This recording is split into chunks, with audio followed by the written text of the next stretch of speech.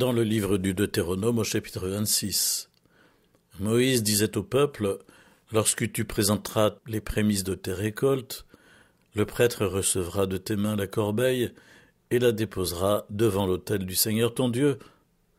Tu prononceras ces paroles devant le Seigneur ton Dieu.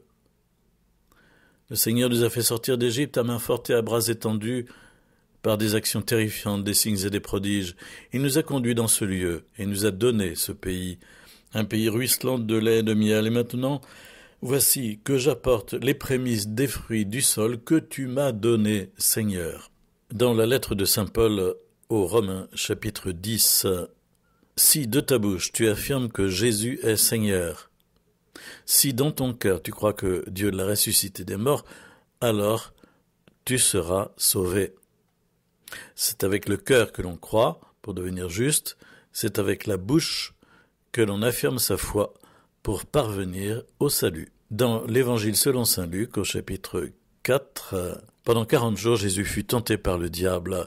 Il ne mangeait rien durant ces jours-là, et quand le temps fut écoulé, il eut faim. Le diable lui dit alors, « Si tu es fils de Dieu, ordonne à cette pierre de devenir du pain. » Jésus répondit, « Il est écrit, l'homme ne vit pas seulement de pain. » Alors le diable l'emmena plus haut, et lui montra en un instant tous les royaumes de la terre. Il lui dit, « Je te donnerai tout ce pouvoir et la gloire de ces royaumes, car cela m'a été remis, et je le donne à qui je veux. Toi donc, si tu te prosternes devant moi, tu sauras tout cela. » Jésus répondit, « Il est écrit, c'est devant le Seigneur ton Dieu que tu te prosterneras, à lui seul tu rendras un culte. » Puis le diable le conduisit à Jérusalem, le plaça au sommet du temple et lui dit, « Si tu es le Fils de Dieu, jette-toi en bas, car il est écrit, il donnera pour toi à ses anges l'ordre de te garder. Et encore, ils te porteront sur leurs mains, de peur que ton pied ne heurte une pierre. » Jésus lui fit cette réponse, il est dit, « Tu ne mettras pas à l'épreuve le Seigneur ton Dieu. » Et ainsi, ayant épuisé toutes les formes de tentation, le diable s'éloigna de Jésus jusqu'au moment fixé. Tous les ans, lors du premier dimanche de Carême, nous entendons cet épisode des tentations de Jésus au désert. On ne sait pas très bien d'où il sort, je veux dire par là que cela ne peut être qu'une confidence sans doute que Jésus a faite. Et les évangélistes ont voulu mettre en forme cet épisode de façon un petit peu différente, puisque vous avez probablement remarqué que l'évangile selon saint Luc, que nous entendons cette année, nous a interverti la deuxième et la troisième tentation. Ce n'est sans doute pas par hasard, parce que dans la perspective de l'évangéliste Luc, le temple de Jérusalem, qui se trouve à la troisième tentation cette fois-ci, le temple de Jérusalem a une importance capitale. On voit que Jésus, dans saint Luc, est présenté au temple. On voit que Jésus, à l'âge de 12 ans, est retrouvé au temple par Marie et Joseph. Et l'on voit ainsi que Jésus marche vers sa passion à Jérusalem et va se diriger pour purifier le temple. Il y a comme une sorte de gradation au fond entre le désert, puis saint Luc nous dit après plus haut, non pas sur une montagne comme saint Matthieu, mais plus haut, et puis ensuite au faîte du temple, au pinacle du temple. Et cette gradation signifie sans doute quelque chose. La première tentation qui est faite à Jésus, c'est sans doute celle d'agir par lui-même, au fond, puisque tu es fils de Dieu, change cette pierre en pain. Débrouille-toi, tu peux, aucun problème. Et c'est toujours notre tentation à nous aussi, agir par nous-mêmes, sans consulter Dieu, en tout cas, sans être à l'écoute de Dieu, à l'écoute de sa parole, sans nous laisser conduire par l'Esprit Saint. Et cette tentation, elle est vraiment omniprésente dans nos journées.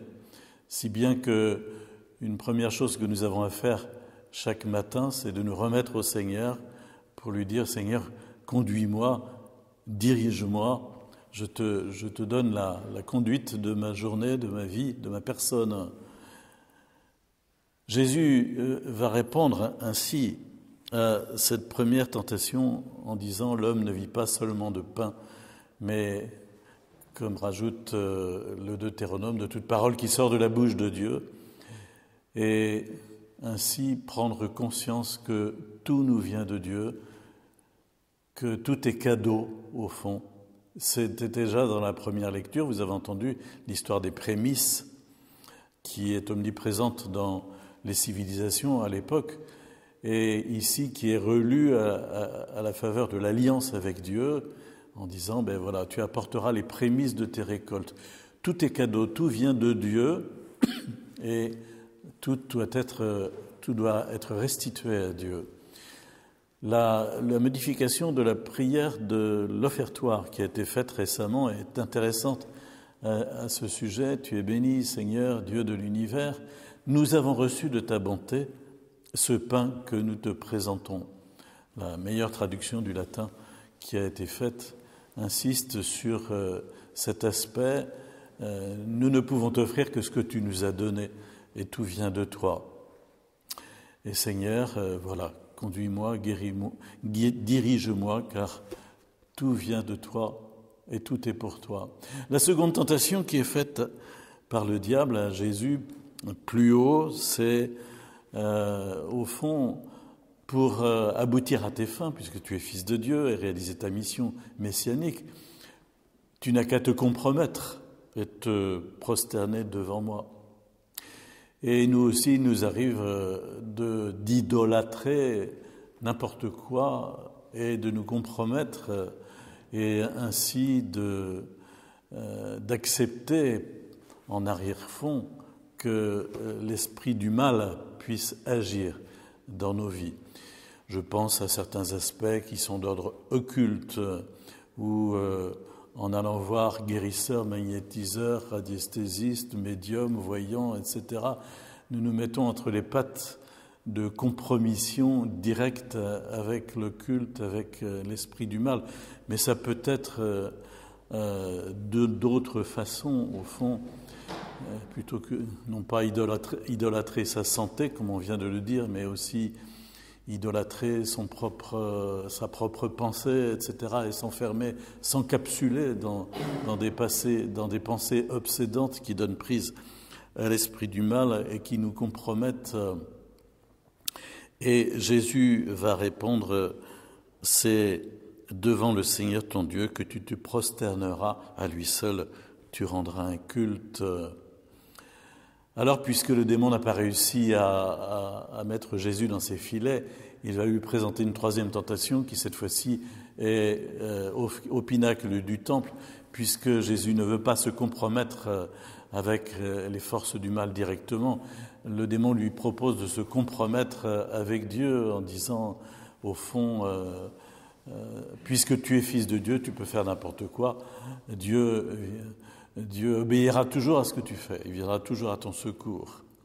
Et l'illusion ainsi de soumettre Dieu à sa propre conduite, voire même à sa propre prière. Au fond, il faudrait regarder nos prières d'intercession de ce point de vue et nous demander si par hasard nous ne présentons pas à Dieu nos propres volontés à exaucer plutôt que de nous mettre dans sa volonté à lui.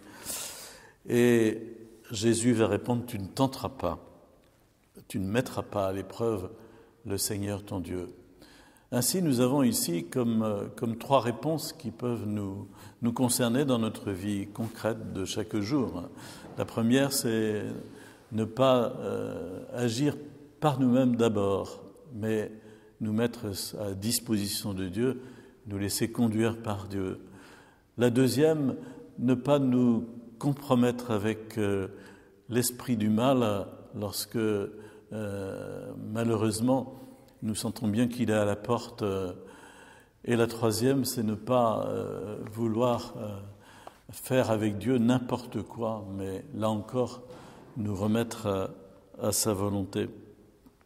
Trois réponses à des tentations qui sont diffuses dans nos journées, mais qui sont notre combat spirituel au jour le jour. Le combat spirituel n'est pas réservé à quelques personnes saintes qui auraient des problèmes particuliers avec le démon, par exemple. Le combat spirituel est le fait de chacun de nous, et chacun de nous sommes tentés, et en chacun de nous, le démon agit. Et il ne s'agit pas d'en être obsédé, mais il s'agit de savoir que nous avons besoin, et je terminerai par là, de dire la vérité de la parole de Dieu, qui est vraiment le secret de la victoire. C'est ça que Jésus fait. À chaque fois, au démon, il répond en citant un verset de l'Écriture. Et ça, nous pouvons aussi nous l'appliquer à nous-mêmes. Si nous sommes tentés de pensées d'impureté, par exemple, citer heureux les cœurs purs, ils verront Dieu. Si nous sommes tentés de pensées tordues sur notre prochain, citer et dire la parole de Jésus, tu aimeras ton ennemi, tu aimeras ton prochain comme toi-même. Le fait et saint Paul l'explicite bien dans la seconde lecture, le fait de dire, et quelquefois de dire tout haut, le fait de verbaliser la parole de Dieu avec ta bouche, si tu crois dans ton cœur, mais si avec la bouche que l'on affirme sa foi pour parvenir au salut. Voilà. Si de ta bouche tu affirmes que Jésus est Seigneur, et c'est ainsi qu'on peut combattre les tentations par la force de la parole de Dieu qui nous pose évidemment les questions. Alors, chiche, est-ce que tu réponds à cette parole et que tu t'y engages? Et là, c'est la victoire parce que souvent, nous voulons bien évidemment vivre notre baptême et nous suivons alors le Seigneur Jésus.